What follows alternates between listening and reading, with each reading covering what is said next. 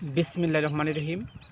শিশুদের দ্বিতীয় ডোজ টিকা কখন দিতে হয়, কয়টি রোগের জন্য দিতে হয়, কি কি টিকা দিতে হয় সে সম্পর্কে বিস্তারিত আলোচনা করতে যাচ্ছি। শিশুদের দ্বিতীয় ডোজ টিকা দিতে হয় 10 সপ্তাহ বয়সে। শিশুদের দ্বিতীয় ডোজ টিকায় 3টি টিকা দেওয়া হয়: পোলিও, পেন্টাভ্যালেন্ট, পিসিবি। পোলিও একটি রোগের প্রতিষেধক হিসাবে দেওয়া হয়, পেন্টাভ্যালেন্ট 5টি রোগের প্রতিষেধক হিসাবে দেওয়া হয় এবং পিসিবি একটি রোগের প্রতিষেধক হিসাবে দেওয়া হয়।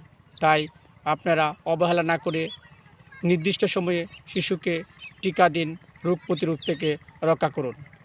শিশু ও গর্ভবতী সম্পর্কে নিয়মিত ভিডিও পেতে আমার ইউটিউব চ্যানেল সাবস্ক্রাইব করে রাখুন।